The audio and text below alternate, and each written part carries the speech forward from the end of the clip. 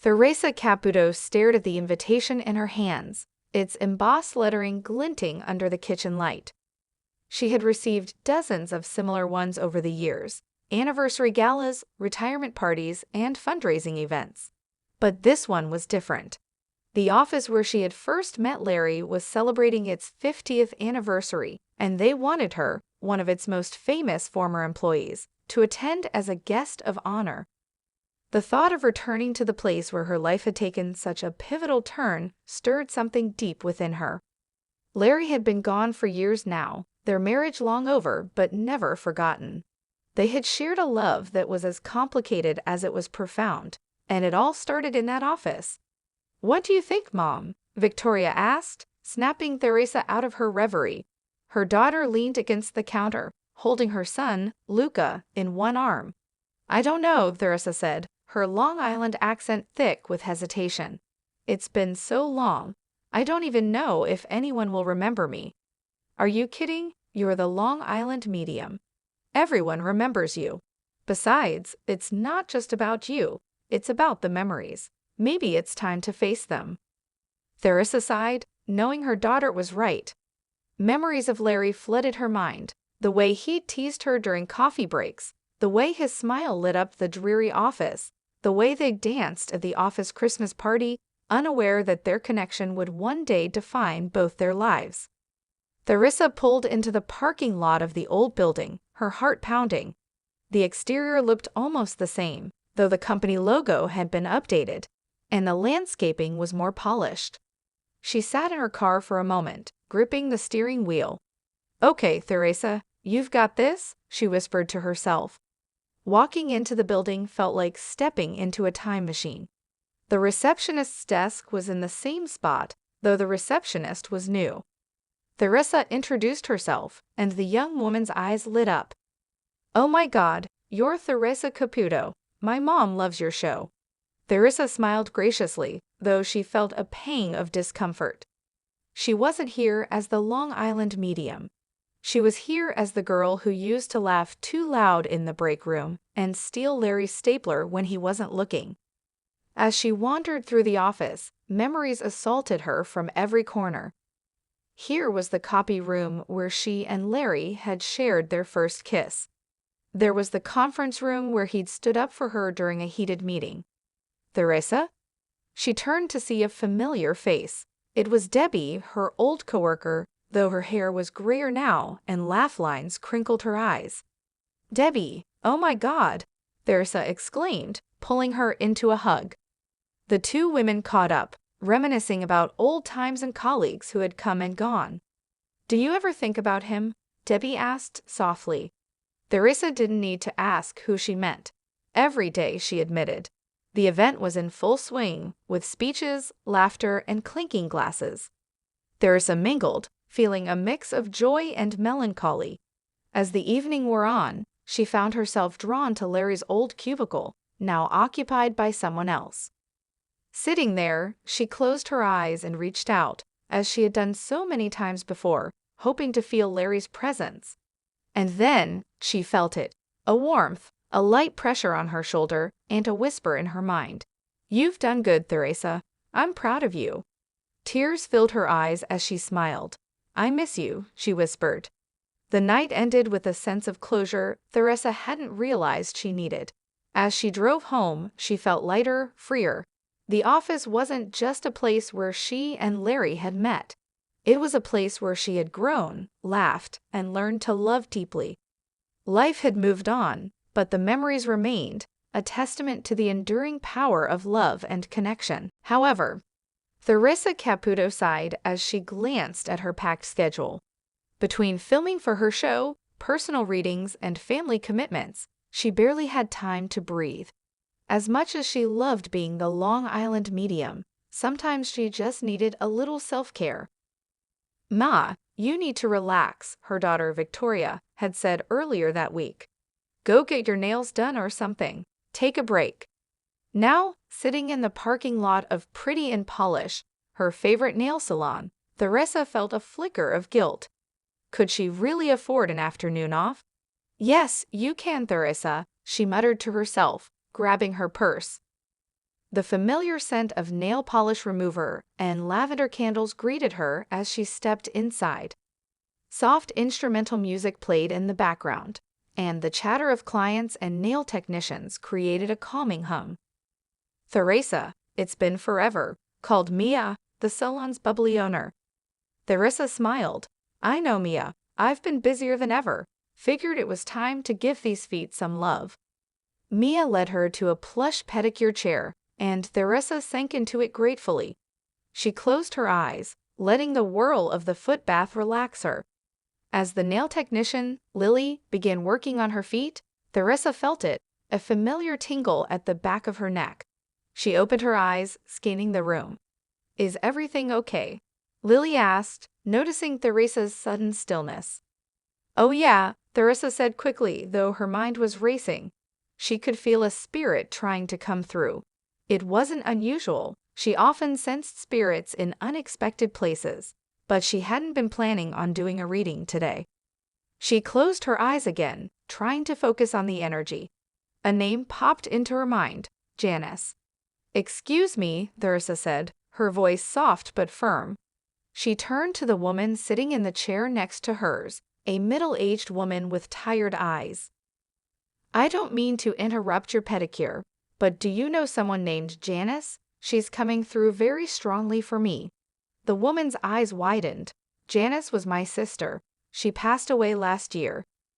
Theresa nodded, her signature blonde hair bobbing. "She's here, sweetheart, and she's very insistent.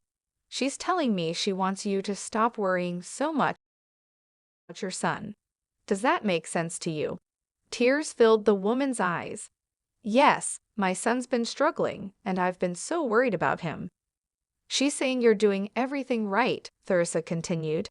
"She's proud of you, and she says you're stronger than you think." By now, the entire salon had fallen silent, all eyes on Theresa and the woman. Even the nail technicians had paused their work, captivated by the moment. "She's also mentioning something about a necklace," Theresa said. "Did she leave you a necklace?" The woman nodded, her hands trembling. "Yes, I wear it every day. It was hers. She loves that you wear it. She says it keeps you connected." As Theresa finished relaying Janice's messages, she felt another presence. This time, it was for one of the nail technicians, a young woman named Anna. "Anna, do you have a grandmother who passed? She's telling me she was like a second mom to you." Anna's eyes widened. "Yes, that's my abuela. She raised me." Theresa smiled gently. "She wants you to know she's still watching over you. She's proud of how hard you're working, and she says you don't need to feel guilty about moving to the US. She knows you did it for a better life." As the readings continued, Theresa felt a deep sense of purpose. What had started as a simple pedicure appointment had turned into a room full of healing and connection. By the time she left the salon, she was emotionally drained but deeply fulfilled. Mia hugged her tightly. "Theresa, you're amazing. You've touched everyone in here today." Theresa smiled. "I just do what I can. The spirits do the rest." In the days that followed, Theresa's surprise reading became the talk of the town. People who had been in the salon shared their stories, and others reached out, hoping to connect with their own loved ones. For Theresa, it was a reminder of why she did what she did. Whether in a grand auditorium or a cozy nail salon, her gift was meant to bring comfort and healing, and that was a purpose worth every moment. However, Theresa Caputo sat at her kitchen table, flipping through old photos and letters, her perfectly manicured nails clicking softly against the polished wood. It had been over 2 years since the cameras last rolled on Long Island Medium.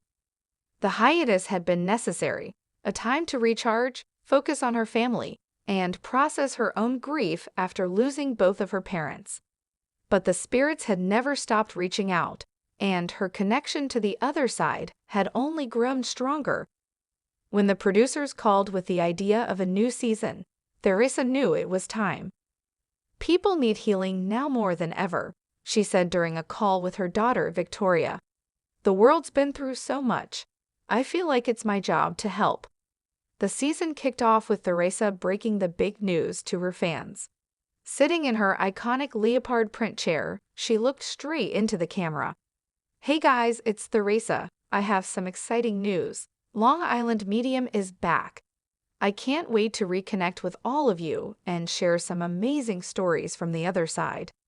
The announcement went viral, with fans flooding her social media with messages of support and excitement. The first reading of the season took place in a small Long Island diner, a setting chosen to reflect Theresa's roots. The cameras captured her walking in, greeting locals with her signature charm and larger-than-life personality. As she sat down with her first client, a woman named Angela, the energy in the room shifted. "I'm getting a very strong presence here," Theresa began. "There's a man coming through. Your father?" Angela gasped, tears filling her eyes. "Yes, my dad passed away last year." Theresa smiled warmly. "He's showing me a fishing rod. Did you two go fishing together?" Angela nodded, sobbing. "Every weekend. It was our thing. He wants you to know he's still with you, especially during those moments. He's proud of you for keeping the tradition alive with your kids." While Theresa's work brought comfort to many, her personal life added a new layer of depth to the season. Cameras followed her as she navigated being a grandmother, maintaining relationships with her children, and even dipping her toes into the dating world. "I'm not getting any younger," she joked during a heart-to-heart with Victoria. "But let me tell you, dating at my age is no walk in the park." Mid-season, Theresa embarked on a cross-country tour, bringing her gift to communities that had faced recent tragedies. One of the most emotional episodes took place in a small town recovering from a devastating tornado. In a packed auditorium, Theresa connected with families who had lost loved ones. One reading brought an entire family to tears as Theresa relayed a message from a young girl who had passed. "She's showing me a butterfly," Theresa said, her voice breaking with emotion. "She says every time you see one, that's her letting you know she's okay." The new season didn't shy away from exploring Theresa's own spiritual growth. Viewers saw her visiting a retreat in Sedona, Arizona, where she worked with other mediums and spiritual healers to deepen her understanding of her gift. During one session, she had an emotional breakthrough, connecting with her mother in a way she hadn't before. "You've always been my rock," she whispered through tears, feeling her mother's presence as vividly as if she were in the room. In another standout episode, Theresa facilitated a reunion between estranged siblings. One brother had passed away suddenly, leaving unresolved tension. "He's telling me he doesn't want you to hold on to the anger," Theresa said, addressing the surviving brother. "He says it's time to forgive, for both of you." The moment was transformative, and by the end of the reading, the family embraced, ready to start healing. The season's final episode was filmed at a massive outdoor event, where Theresa performed readings for hundreds of people. The energy was electric, and the stories she uncovered were some of the most emotional of her career. One woman received a message from her late husband who approved of her new relationship. Another man learned that his mother, who had passed decades ago, had been watching over his children. As the sun set, Theresa stood on the stage, addressing the crowd. "This season has been a journey for me, just as much as it's been for all of you," she said, her voice thick with emotion. "Thank you for letting me into your lives and for trusting me with your stories. The love from the other side is always with us, and I'm so grateful to share that with you." As the credits rolled, a montage of moments from the season played: smiles, tears, laughter, and healing. It was clear that Long Island Medium was more than just a show. Hello, lovely viewers. Welcome to my channel. I am Sabrina. Hope your day is so well. If you like the video, don't forget to subscribe the channel.